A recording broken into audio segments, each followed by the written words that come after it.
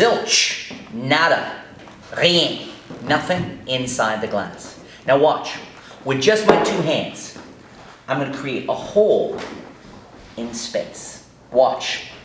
Watch the hole. Watch the hole. Right? Like that. Out of the hole.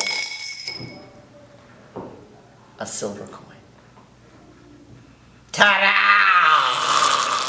Performing this insane one coin appearance, I mean literally from thin air, and doing it into a glass is cool because it's got the audio component. However, you do it into somebody's cupped hands, people lose their shizzle. It's crazy. I mean, it's one of these things you can literally do nude if you happen to do a lot of magic at orgies or, I don't know, nudist beaches or someplace like that. Now, before I show you the secret here and sort of teach the technique on this, I'm going to tell you right now, it will take practice. This is a peek. I wanted to give you guys here on the YouTube channel a small peek at just some of the stuff I have on my InsideDeception.com training site. Now, a whole bunch of you have been emailing me and asking me, what is the difference between the stuff here on the channel and on Inside Deception? And it's night and day.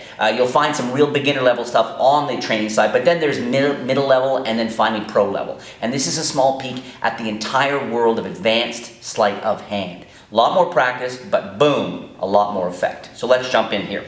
So we got the glass. The glass is great for misdirection and for handling and all that stuff. But the bottom line is I am going to use an old technique that they used to perform in card magic, on sort of manipulation acts. And what they do is they conceal a card behind their back of their hand. And this gesture here does a beautiful job of suggesting that people have seen both sides of both hands. But in fact, they never see the back of this hand. So here's what I'm doing down here. I'm using a $50. I strongly urge you guys to start with a quarter though. And I'm using something called the Tenkai pinch, popularized by Goshman, and now people call it the Goshman pinch. This is the technique used by Scotty York to get into the pinch. It will take a lot of practice, but wow, what a great effect. Coin starts here on the fingertips. My thumb comes down, and I'm basically making a fist beneath the coin. I make a fist and move the coin now to the back of my fingers, holding it with my pinky. Now, first time you do this, your hand's going to look like this. Looks like you lost a finger, or they'll see a glint of silver, or maybe the coin will be here. Don't worry. But with practice, you want to get it to a point where the coin is lying at that angle. I guess, what is that, a 45-degree angle? A 90-degree angle? I never go to my math there. And there's no glint here, okay? And the two hands you'll see with practice, if you relax the hand, they look very similar, the two hands. Sort of this lends its natural lookingness to this. So to perform this, I can be talking to people, have this sort of at my fingertips. And when I want to do this, it's hidden in the hand. I push it to the pinch and raise my hand up as the other hand comes up and I'm here.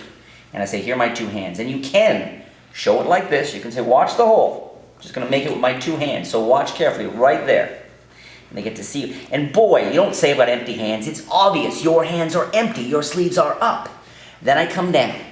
And if I'm going to do it with someone's hands, or in this case the glass, as I move forward, both hands move forward, I want to release the coin, moving this finger as little as I can, just a little, so that as I move forward, this action covers the action of it falling, and it slides down the back of the fingers